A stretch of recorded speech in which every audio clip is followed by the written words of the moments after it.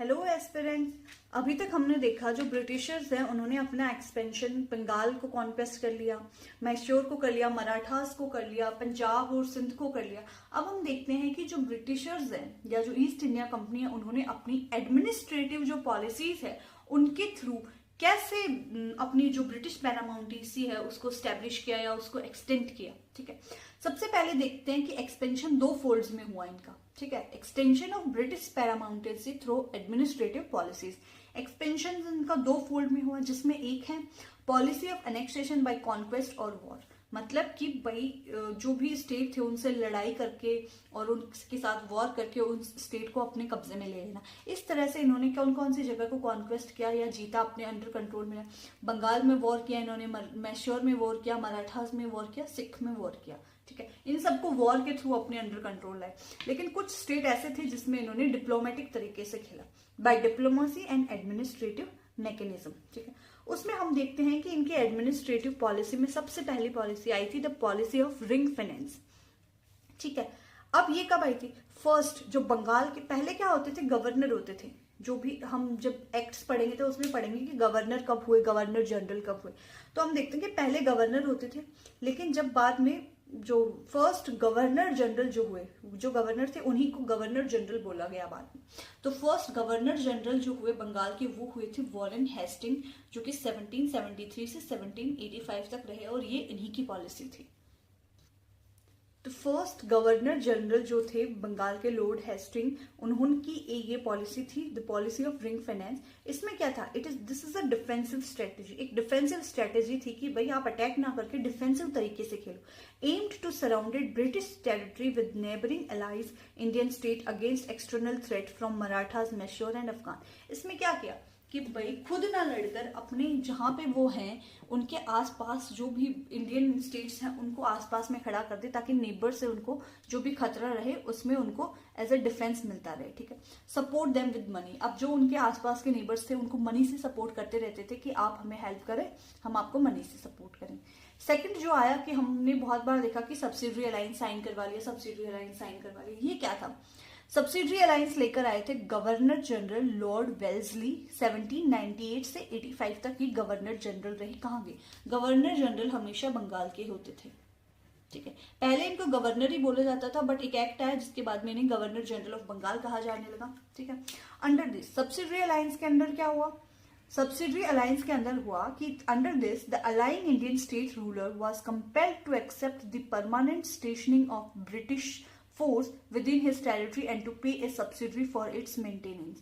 अब इसमें क्या हुआ? सब्सिडरी अलायंस में हुआ कि जो भी रूलर है, ब्रिटिशर्स ने जिस भी स्टेट को हराया उनसे सब्सिडरी अलायंस साइन करवा लिया। अब उसमें क्या कि रूल आप करेंगे, एज अ थ्रोन पे राजा आप बैठे एज अ पपेट रूलर, लेकिन आपकी जो भी आर्मी का मेंटेनेंस है, आर्मी को जो मेंटेन करेंगे, आपकी आर्मी है वो खुद की नहीं होगी, वो आर्मी हम हमारी लगाएंगे और आप कि यहाँ आर्मी लगाने के लिए हमें उसके बदले में आप पेमेंट करोगे। तो ये है सब्सिडरी अलायंस। अब इस सब्सिडरी अलायंस में ये भी था कि कोई भी फॉरेन रिलेशन आपके हाथ में नहीं रहेंगे, ये भी ईस्ट इंडिया कंपनी के हाथ में रहेंगे। No other European ruler allowed. ठीक है, अब यहाँ पे कोई और यूरोपियन, ईस्ट इंडिया कंपनी जो ब्रिटिश की थी उसके अलावा कोई भी दूसरे यूरोपियंस को ट्रेड करने के लिए या किसी भी चीज के लिए आप यहाँ अलाउ नहीं करेंगे। ठीक है, अब ये जो सब्सिडरी अलायंस है वो सबसे पहले किससे साइन करवाया? हैदराबाद ने सबसे पहले एक्सेप्ट किया था 1798 में। उसके बाद में मैसूर से इन्होंने टिप्पू सुल्तान के बाद में, उसके बाद में वहां जो राजा को बिठाया था उनसे साइन कराया था 1799 में। अवध में 1801 से, तंजौर को 1799 में, पेशवा बाजीराव सेकंड से ये साइन करवाया था 1801 में, सिंधिया ऑफ ग्वालियर से साइन किया था 1804 से। अब इस सब्सिडरी अलायंस में एक चीज आ गई। ठीक है, rulers give up freedom, keeps the throne but pays British to stay at home. अब क्या हुआ? रूलर्स ने क्या किया भाई, सब्सिडरी अलायंस जैसे साइन करा लिया तो इसके लिए ये बात बोली गई है कि रूलर्स जो है उन्होंने अपना थ्रोन दे दिया, मतलब अपना जो है राजपाट या अपना जो थ्रोन है वो दे दिया, लेकिन but pays the Britishers to stay at home. लेकिन ब्रिटिशर्स को पेमेंट कर रहे हैं अपने ही घर में रहने के लिए।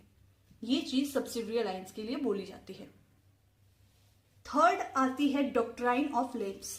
डॉक्ट्राइन ऑफ लैप्स आती है गवर्नर जनरल लॉर्ड डलहौजी इसको लेकर आते हैं, जो कि 1848 से 56 तक रहते हैं। अब डॉक्ट्राइन ऑफ लैप्स क्या होती है? डॉक्ट्राइन ऑफ लैप्स ऐसी होती है कि जो राजा है भाई राजा है, किसी स्टेट है वहां का, वो राजा है, रूलर है, लेकिन उसके कोई खुद का बेटा या बेटे कोई भी लीगल हायर नहीं है, लेकिन वो किसी बच्चे को अडॉप्ट कर लेता है, ठीक है।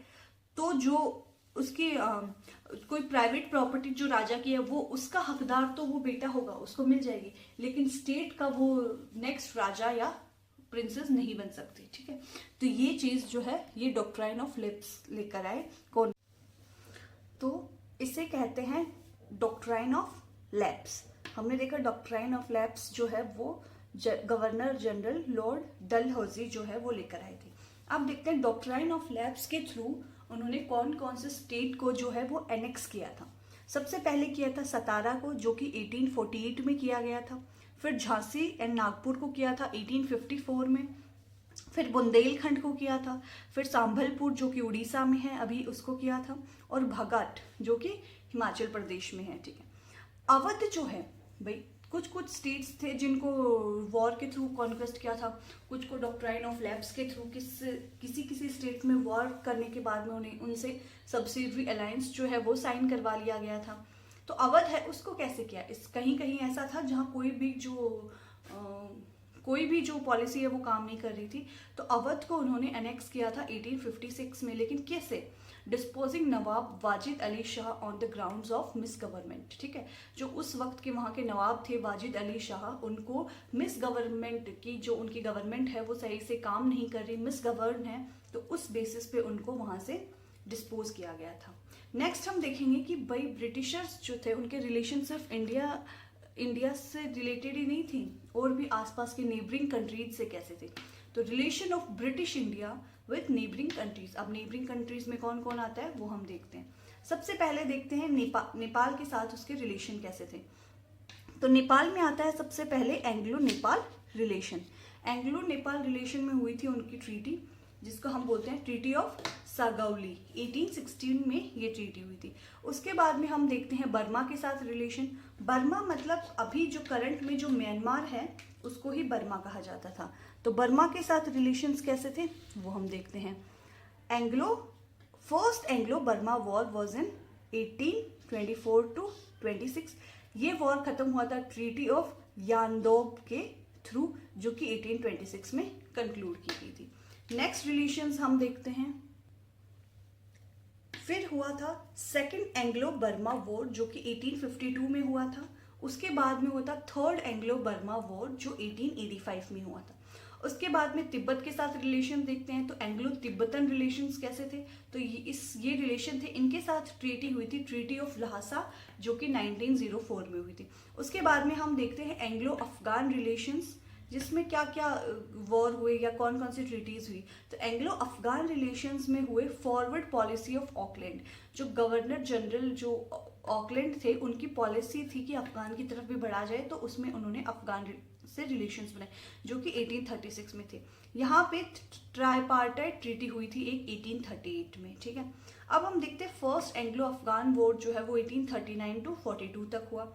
सेकेंड एंग्लो अफगान वॉर जो है वो 1879 में हुआ, ठीक है। सेकेंड एंग्लो अफगान वॉर जो हुआ ये खत्म हुआ ट्रीटी ऑफ गंडमक के थ्रू, जो कि 1879 में हुई।